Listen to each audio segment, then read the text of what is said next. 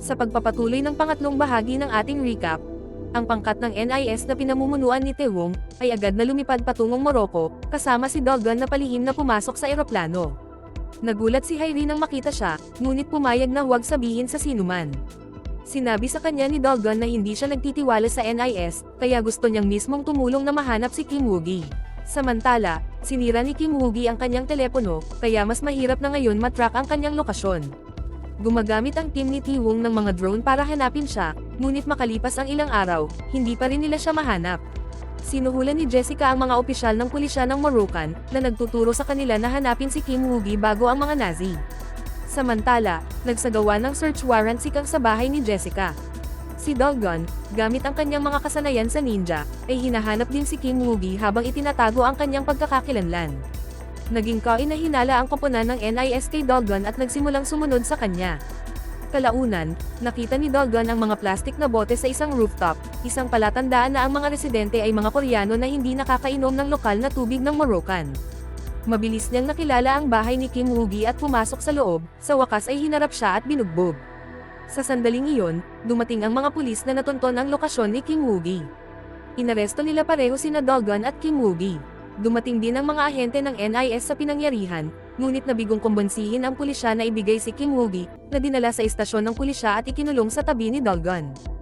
Samantala, tinanong ni Kang si Jessica, iniharap ang lahat ng ebidensya laban sa kanya, ngunit itinatanggi niya ang lahat. Pagkaraan ng ilang oras, iniutos ni Direktor An na palayain si Jessica. Binalaan ni Jessica si Kang na maghihiganti siya at malapit na niyang matagpuan ang kanyang sarili sa katulad na sitwasyon. Ipinaalam ni Taewong sa NIS headquarters na nahanap na nila si Kim Woogi at malapit nang magsimulang magtanong sa kanya. Nalungkot si Jessica nang marinig niya ang balita. Pagkatapos ay pinamamahalaan ni Taewong na mapalaya sina Dogon at Kim Woogi mula sa istasyon ng pulisya.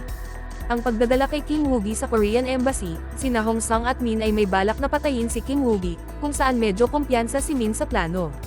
Nang gabing iyon, inimbitahan ni Secretary Yoon Han-ki si Direktor An sa kanyang tahanan at sinimulan siyang i-blackmail.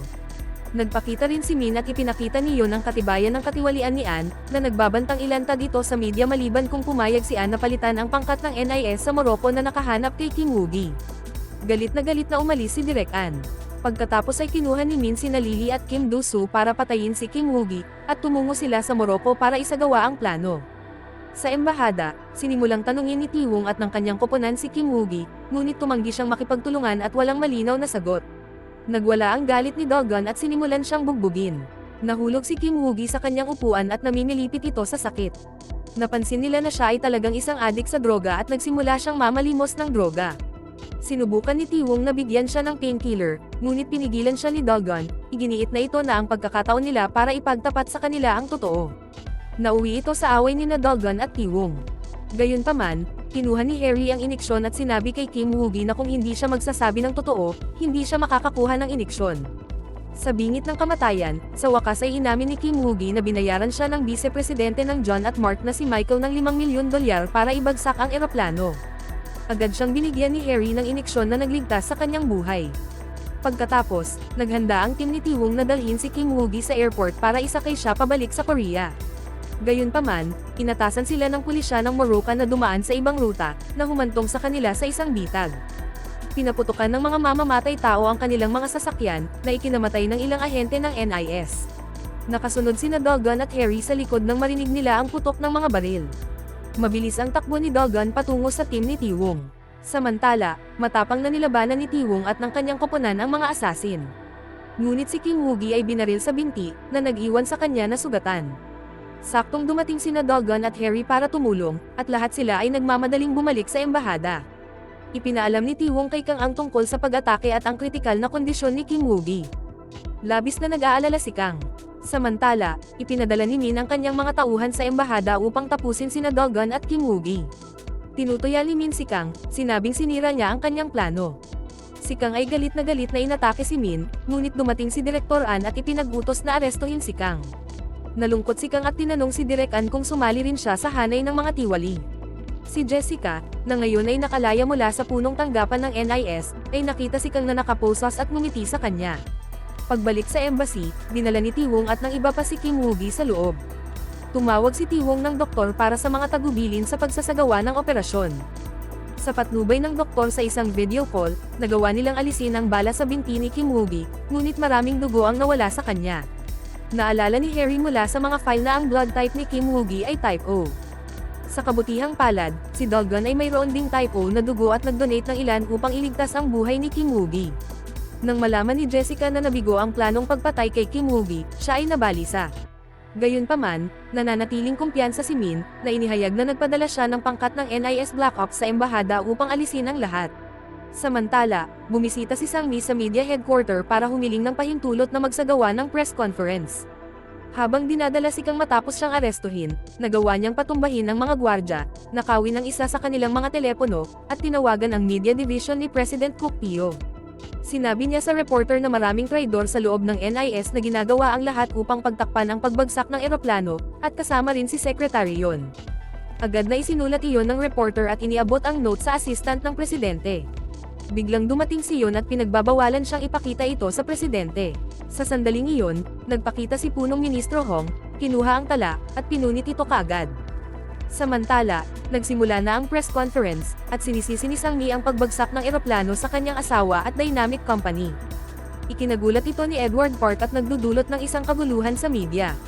Sa kabilang banda, si Hwa-sok, na sinusubukang tulungan si Kang, ay kinontak ang isang lihim na numero. Ang numero ay kabilang sa isang local chicken restaurant na pag-aari ng byude ng dating hepe ng NIS. Gayunpaman, sinusubaybayan ni Min at ng kanyang mga tauhan ang mga tawag ni Hwa-sok, ngunit matalino siyang gumagamit ng code word na palaboy, na hindi nakikilala ng mga tauhan ni Min. Nang maglaon ay dumating sa embahada ng Korea ang mga assassin na ipinadala ni Min na nagpapanggap na mga ahente ng NIS na ipinadala upang tumulong. Biglang tinawag ng may-ari ng restaurant ng manok si Ti-wong, binabalaan siya na ang mga ahenteng ito ay talagang mga mamamatay tao. Nagulat si Ti-wong, kaya tinawagan niya si Direk An at isiniwalat na papatayin sina Dolgon at Kim Woo-gi ngayong gabi, at kung tutol si Ti-wong, papatayin din siya. Natigilan ito nang maisip na maging ang direktor ng NIS ay bahagi ng pagsasabwatan. Pagkatapos ay inatake ng mga ahente ng itim na troops si Dolgon, ngunit mabangis siyang lumaban, nahuli ang kanilang commander at tinutukan ng baril ang ulo nito. Isinasama rin ni Hairi si Kim Woo-gi, nang ang mga ahente ng itim na troops ay tinutukan sina Dolgon at Hairi. Ngunit sa sandaling iyon, pinutol ni Ti-wong ang kapangyarihan, na nagpapahintulot kay Dolgon at Hairi na makatakas. Habang tumatakas sila, si Tae-wong ay aktwal na binaril ang mga ahente ng Black Troops sa likod nila. Hinimok niya silang dalhin si Kim Woo-gi sa isang ligtas na lugar.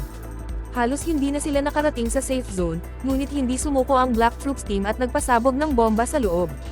Isang matinding putukan ang naganap hanggang sa maubusan ng bala si Dolgon at ang iba pa. Mayroon pa rin silang lihim na bomba sa ilalim ng lupa, ngunit nangangailangan ito ng mas maraming oras upang maisaaktibo. Ang komandante ng Black Troops, nang makitang wala na silang mga bala, ay lumalapit at sumipon ngunit pinigilan sila ni Dolgon, nagbabala na may time bomb sa ilalim ng silid, at siya lamang ang makakapag-deactivate nito. Nag-alinlangan ang commander, ngunit pagkatapos ay inutusan ang kanyang unit na magpaputok. Sa sandaling iyon, sumabog ang bomba. Si Dolgon ay nakatakas gamit ang kanyang mga kasanayan sa ninja, habang ang lahat ng mga itim na troops na sundalo ay napatay. Pagkatapos ay sinabihan ni Ti-wong sina Hairi at Dolgon na kunin si Kim Woo-gi at umalis, at sinabing hahawakan niya ang mga taksil sa punong tanggapan. Bago sila maghiwalay ng landas, binigyan niya si Hairi ng code word at sinabihan siyang tumawag sa isang partikular na numero para sa tulong. Tumawag si Ti-wong sa punong tanggapan at ipinaalam sa kanila na nakatakas sina Hairi at Dolgon kasama si Kim Woo-gi at napatay ang mga sundalong ipinadala nila. Nagulat si Min at Direktor An na nabigo ang kanilang plano at agad siyang inutusang bumalik sa Korea. Samantala, pinamamahalaan ni Dolgon, Hairi at Kim Woo-gi na makatakas sa embahada sa pamamagitan ng isang underground tunnel at nakilala si Mickey, ang katulong ni Edward Park, na nagdadala sa kanila sa isang ligtas na lugar. Sa ibang lugar, binibigyan ni Min ang isang ahente ng isang bote ng lason, na nagtuturo sa kanya na ihalo ito sa pagkain ni Kang. Nang kumain si Kang, siya ay bumagsak at isinugod sa ospital, kung saan, sa kasamaang palad ay namatay. Ang balitang ito ay kumakalat na parang apoy sa lahat ng dibisyon ng UNAS, at lahat ay nagiging emosyonal. Bumalik kasama si Mickey, habang dinadala niya si Dolgon at ang iba pa, pinigilan sila ng mga pulis. Ipinakita sa kanila ni Mickey ang isang simbolo sa kanyang braso, na kumukumbinsi sa pulisya na palayain sila. Sa isang hiwalay na insidente, ang pinuno ng Moroccan police ay binaril at napatay dahil sa hindi pagtupad sa kanyang trabaho. Ngayon sina Dolgon at Hairi ay nasa isang container ship sa dagat kasama si Kim Woo-gi. Tinawagan ni Hairi ang numerong sinabi ni Taewong sa kanya at ginamit ang code word na vagabond, na kinikilala ng may-ari ng restaurant, na pagkatapos ay ipinagpatuloy ang tawag. Sa pagtataka ni Hairi, sinagot ni Kang ang telepono. Siya ay nabigla na siya ay buhay at nagtanong kung paano ito naging posible. Ipinaliwanag ni Kang na binalaan siya ng may-ari ng restaurant tungkol sa lason at naghanda ng antidote. Nang isipin ng lahat na siya ay patay na, isang nurse ang nagbigay ng antidote, na nagligtas sa kanya. Sinabi ni Kang kay Hairi na maging maingat at panatilihing nakatago ang kanilang lokasyon mula sa NIS. Tinulungan ni Jang So, ang anak ng may-ari ng restaurant at isang dalubhasang hacker, sina Hairi at Dolgon sa pamamagitan ng pagmask sa kanilang lokasyon. Nagpakalat siya ng maling impormasyon sa buong mundo, na nakakalito sa punong tanggapan ng NIS. Ang ilan ay naniniwala na sila ay nasa China. Iniisip ng iba na nasa India sila. Walang makatukoy ng eksaktong lokasyon nila. Samantala, nagawa ni Kim Woo-gi na palayain ang kanyang sarili mula sa kanyang mga pagpigil. Hinawakan niya si Hairi at humingi ng bangka kay Dolgon, na nagbabantang papatayin siya kapag hindi natugunan ang kanyang mga kahilingan. Ginamit ni Hairi ang mga kasanayan sa ninja na itinuro sa kanya ni Dolgon para talunin siya. Sa pambansang asembleya, isang panukalang batas para sa dagdag na trilyon won ang pumasa at ang FX deal ay ibinigay sa John at Mark. Ipinagdiriwang ng mga opisyal ng Blue House ang tagumpay. Inimbitahan ni Yoon Han-ki si Jessica sa isang restaurant, binati siya at inutusan siyang maglipat ng 500 milyon dolyar na komisyon sa offshore account ng presidente. Samantala, tinanong ni Dolgon si Kim Woo-gi kung mayroon siyang anumang ebidensya laban kay Michael at sa pagbagsak ng eroplano. Inihayag ni Kim Woo-gi na may kasintahan si Michael na siyang utak sa likod ng balangkas, at siya ang nagpakilala sa kanya kay Michael. Pagkatapos ay gumawa ng plano sina Hairi at Dolgon para mahuli ang mga tauhan ng punong tanggapan. Tumawag si Hairi na nagsasabing susuko na siya, at sinabi sa kanila na dadalhin ni Dolgon si Kim Woo-gi sa India. Naniwala si Min sa kanya at nagsimulang maghanda para pumunta sa India. Gayunpaman, napansin niya na ang oras sa relo ni Hairi ay tumutugma sa time zone ng South Korea, hindi sa India. Napagtanto ang panlilinlang, ipinadala ni Min ang kanyang mga tauhan sa daungan ng South Korea. Ginagamit ni Hairi ang code word para ipaalam kina Kang at Taewong ang container number at oras ng pagdating. Dumating si Taewong sa daungan kasama si Kim Si-hoon, at nang malapit na silang umalis kasama ang container truck, dumating ang mga tauhan ni Min at pinaputukan sila. Sa loob ng container van, nakakita si Hairi sa labas ng isang kotse at nagmungkahi na may kumuha nito. Nagalok si Taewong na gawin ito, ngunit iginiit ni Dolgon na mas mabilis kung siya ang gagawa. Biglang isang sniper mula sa malayo ang nagsimulang magpaputok sa mga tauhan ni Min at napatay ang marami sa kanila. Ang sniper ay walang iba kundi si Kang, pinupuntirya niya ang mga puwersa ni Min mula sa isang rooftop. Sinamantala ni Dolgon ang pagkakataong makapasok sa kotse, mabilis na tinipon si Hairi at ang iba pa at inihatid sila sa ligtas na lugar. Samantala, kumakain si Jessica kasama si President Kook Pyo at hinahangaan siya sa kanyang kasuotan. Nagkamali siya ng pagbanggit ng isang oil drilling project sa Kyrgyzstan, na ikinagulat ng Pangulo. Nagtataka kung paano niya nalaman ang tungkol dito. Sinubukan ni Jessica na alisin ito, sinasabing narinig niya ito mula sa isang prinsipe ng Saudi. Pagkatapos ng hapunan, habang tinatanong ni Yoon Han-ki si Jessica tungkol sa proyekto sa Kyrgyzstan, nakatanggap siya ng agarang tawag mula kay Min. Sinabi sa kanya ni Min na nakatakas si Dolgon at ang kanyang team at papunta na sila sa korte kasama si Kim Woo-ki. Kung hindi sila titigil, masisira ang lahat. Si Yoon Han-ki, na nabigla sa paghahayag na ito, ay dumiretso kay Pangulong Kook Pyo upang ibunyag ang buong sitwasyon. Ang nakakagulat, ang Pangulong Kook Pyo ay ganap na walang kamalayan sa sitwasyon. Siya ay nabigla at nagalit, lalo na't si Yoon Han ay itinago sa kanya ang katotohanan tungkol sa pagbagsak ng eroplano. Tinawag ng Pangulo si Yoon Han bilang isang taksil, ngunit sinabi ni Yoon Han na kung hindi kikilos ang Pangulo, matutuklasan ng publiko ang 500 milyong dolyar na komisyon na ipinadala sa kanyang offshore account. Pagkatapos ay agad na nakipag-ugnayan ang Pangulo sa Police Commissioner, at i-activate ang lahat ng puwersa ng pulisya ng lungsod upang masubaybayan si Dolgon.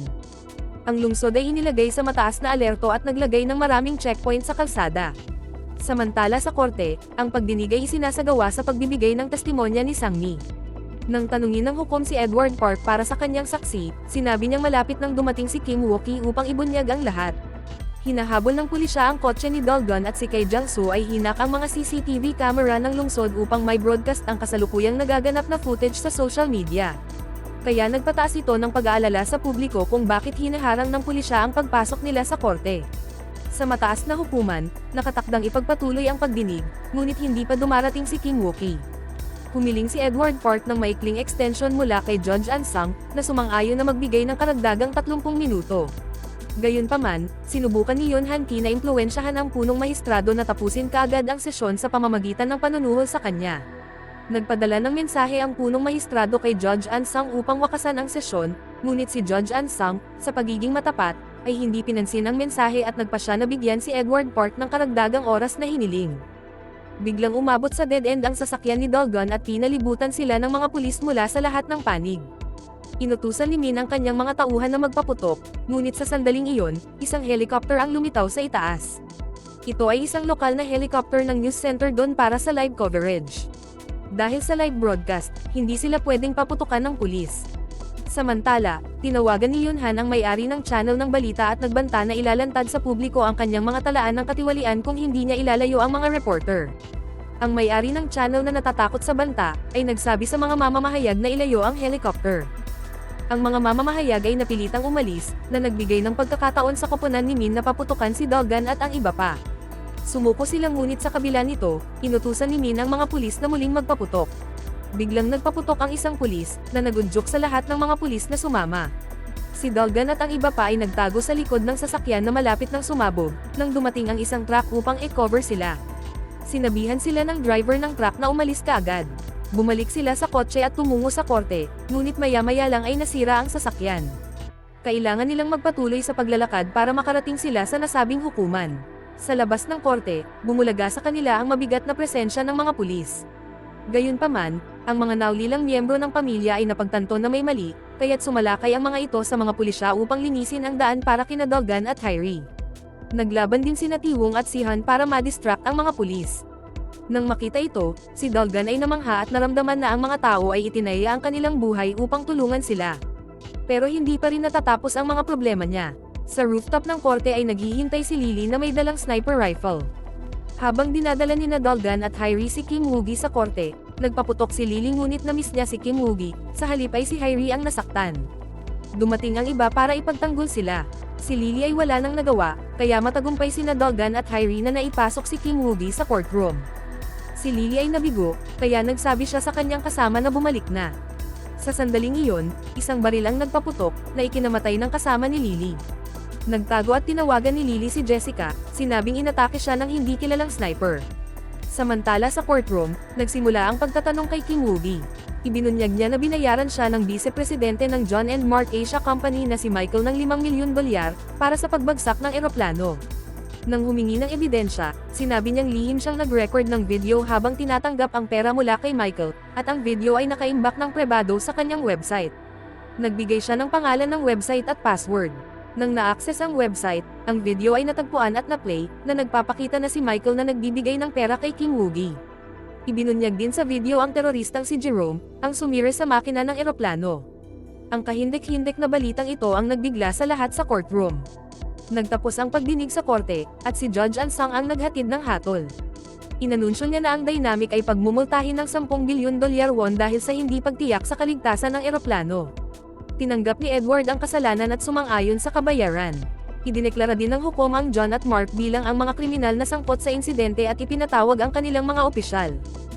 Ang balitang ito ay nagdulot ng kagalakan sa lahat. Pagkatapos ng hatol, sinubukan ni Min na tumakas kasama ang kanyang mga tauhan. Tumawag siya kay Yoon Han para humingi ng tulong, ngunit tumanggi si Yoon Han, sinabing tapos na ang lahat at nabigo si Min sa kanyang misyon. Pagkatapos ay hinuli at pinalo ni Kang si Min. Samantala, lumalala ang kalagayan ni Hyrie. Napansin niya ang dugo sa kanyang kamay. Gulat na gulat ang lahat at nakalimutan na ni Hyrie ang kanyang injury na natamo niya nang dinala si Kim Woo-gi sa korte. Mabilis siyang binuhat ni Dogon at tumawag ng ambulansya. Sa labas ng korte, pinutakte ng mga reporter si Dogon ng mga tanong, ngunit sinabi niya sa kanila na umalis. Nagpahayag ng kanyang pagkabigo na hindi sila nagpakita sa oras ng pangangailangan. Inilagay niya si Hyrie sa ambulansya at nag-iwan ng mensahe para sa Pangulo, na nagsasabi na habang hindi niya alam kung sangkot ang Pangulo sa krimen, ang pananatiling tahimik tungkol dito ay isang krimen din. Ang presidente ay natigilan at nababagabag sa mensaheng ito.